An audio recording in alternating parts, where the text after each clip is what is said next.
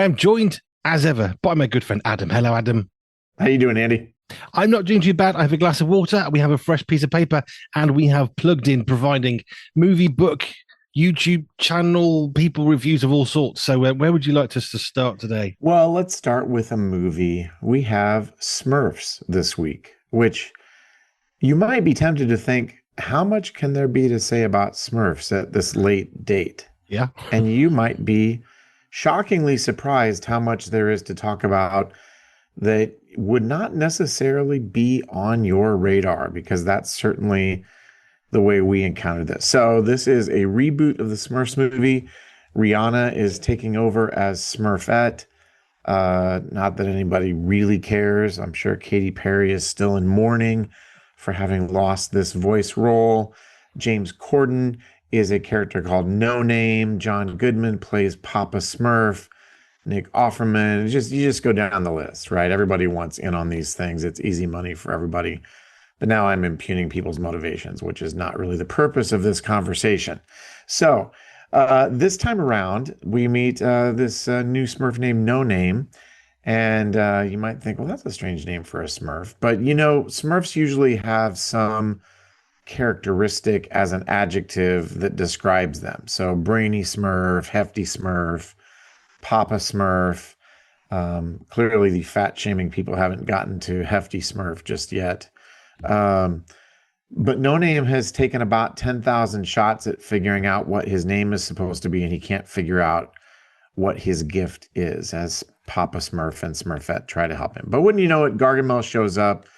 Gargamel, if you are not familiar with the Smurfs cosmology, I'll call it that, is the human wizard who dislikes them immensely. But more than that, and this is where things start to get weird, he needs a magic book that Papa Smurf secretly has in his possession. Well, all right. So, okay, magic book. Not too weird yet. Turns out there are 4 magic books, and they have personalities that can be corrupted to evil. And Papa Smurf is the last keeper of the last book that hasn't been thusly corrupted. But it gets weirder still. There are 3 other evil wizards, and we get basically an entire, I used the word cosmology a minute ago. We get an origin story for the Smurfs and the universe and everything else that starts quite literally with, in the beginning, the universe was perfect. We find out that Smurfette was crafted by Gargamel out of clay to be a decoy to sort of get inside the Smurfs' heads a little bit. And there's this alternate creation story. And I'm like, wow, I don't go into a Smurfs movie expecting to have to deal with anything other than, small, cute blue garden gnomes and a surly wizard. But there's a lot of stuff going on here spiritually, if you want to unpack it. And the other issue that parents may have is that Smurf is a quite elastic word that can be any part of speech, including if you want to substitute it in for all sorts of bad words that you don't actually want to say. So I'll just use one and you can go from there. What the Smurf? And if you, like me, probably don't want your children running around saying, what the Smurf?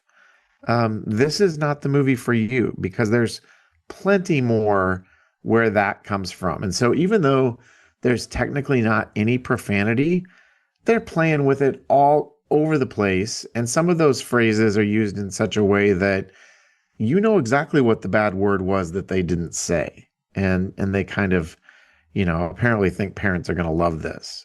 All of these people must not have children. That's what I have to say about that. So, yeah, there is a lot going on here content-wise that we weren't really expecting. And you've got all kinds of slapstick violence and the specter of Gargamel and his brother Rosamel taking over the universe and whatnot. So Smurfs, more there than you might have thought, which is why Plugged In exists. I am not surprised at one level that a film does that. I'm a bit surprised they've done that with the Smurf franchise. Yeah. In a sense. I mean, the whole wizard thing in that one, they did go quite deep and dark on the last couple of films.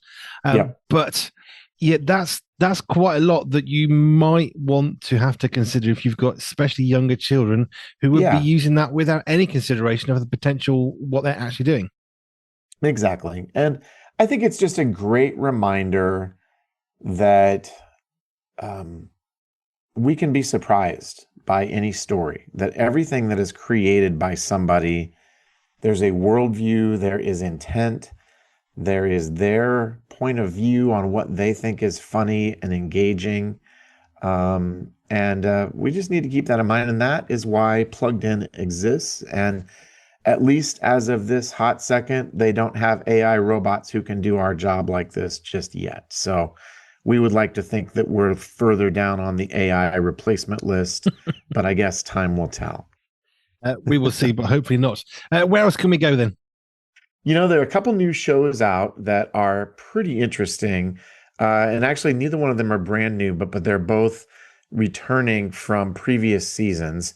One of those is on NBC and Peacock. It's called The Summer I Turned Pretty. This is the third season. This is based on an immensely popular book series. I mean, hugely influential. And our reviews of those books on our website have more traffic than most of the movies that we have ever reviewed. And so we now have this story that, in a nutshell, is about when she started, she was in high school, but now she's in college. A girl named Belly, who, as the title implies, sort of goes through her coming of age story. And of course, coming of age is mostly defined in terms of romance and sex and sex and sex and more sex. And so, as a cute story, you might think, oh, this is a cute little teen drama. It's not. It pushes all of my but just complete garbage, right? Because it basically says life is all about sex and romance and there aren't any consequences. And I think, and it's presented in this saccharine, sunny, fun, and engaging kind of way. There's not much that sort of kicks me immediately into angry old man territory. This one gets the job done because I think the messages that it sends young girls are really toxic. And this is a series that's absolutely designed and intended for them. So if your child comes home with The Summer I Turned Pretty, even though that sounds like an innocuous title, or they want to watch the TV show, man, it's time for a redirect on that one. Oh, fair enough. But exactly what you said, this is why Plugged In exists. Because sometimes you think, oh well, it's just a book, it's just a nice little thing, but there is other stuff, and you do need to be aware of these things because everything that goes on, it is going in one way or Yeah. another, and we either absorb it or we reject it. But it's definitely Yep. going in one way or another. That's exactly right. And we live in a culture that encourages us to mindlessly consume everything. Like the people who are making this stuff don't really want us to spend time thinking critically about it. They want us to watch it, they want us to binge it, and they don't want us to give it a second thought. And that again is the reminder that we give that you've got to be careful because of that, because there's stuff out there that you don't want your kids consuming mindlessly. This definitely qualifies. I would say nothing should be mindlessly consumed at Well, all. that's true too. I would agree with that. I would agree with that. Right, let's be about from angry old men. Where else can we go tonight? you know, I just edited, I don't think our update is up on the Isaac Asimov series Foundation. And that I believe is on Apple TV. It is an M-rated sci-fi series. There's a ton of content. It has a lot of absolutely Byzantine plot twists. I'm not even going to try to unpack it. It really is intended for adults. So I would say there is some adult content there top, but you'll want to just be aware of that if you are an Asimov fan. And speaking of science fiction, we have a new Tron video game out, and some of us of a certain tender age remember Tron from the first and second go around. And this is a really gorgeous video game for Nintendo Switch, for PC, PlayStation 5, that takes place in that sort of inside the computer arena. And it has a little bit of a more of a role playing kind of bent to it, and it's an action adventure game. It's aimed at kids 10 plus, and I would say the biggest issues here are we've got a few references to somebody who has a little bit of a drinking issue. There are a few substitutes for bad words like frag instead of another word that starts with the same letter, but not too much here that you're going to just totally do a facepalm about. And if you or your kids have enjoyed the Tron universe, this might be one you could check out and play together. And we would encourage you to do that, find connection points with your kids and make some memories together and create that relationship. Amen to that. I do like Tron. We first saw I remember the first one, but we first watched the second film with our lads, and they were, wow, this is so cool. And we watched the Yeah. first one, and in fairness, I still hold to this. I still think the first one, although some of it's very dated, I still Yep. think it holds its own today as a good film. I think it does too. And I even think it holds its own graphically. Mm. I mean, a lot of it looks very primitive by 2025 standards, but man, when it came out, I remember when it came out, it was a mind-blowing movie when it came out. And now, with all the AI stuff and the way that we're interacting with machines, it looks more and more sort of prescient the farther away we get from the original, because increasingly we're having these interactions that sort of blur the distinction between humanity and our, what we're doing online and that sort of thing. So interesting franchise and fun game. Cool. Time for one more.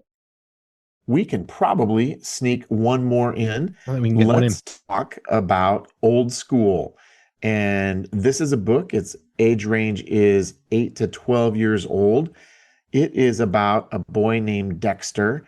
Dexter spends time with his grandmother. It's called Old School because the people who live at his grandmother's nursing home are essentially his homeschool group. So they have been teaching him, and Dexter is now making the transition to middle school. And it is a little bit of a rough transition, but he gets coming from a fairly insulated environment and navigating the realm of homeschool.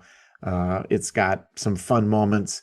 And I think for kids in that age, it's just kind of a fun book. And obviously, you want to check out our full review at pluggedin.com on that. And as with everything else, yes, pluggedin.com. Adam from pluggedin.com, thank you. You bet. Thank you, Andy.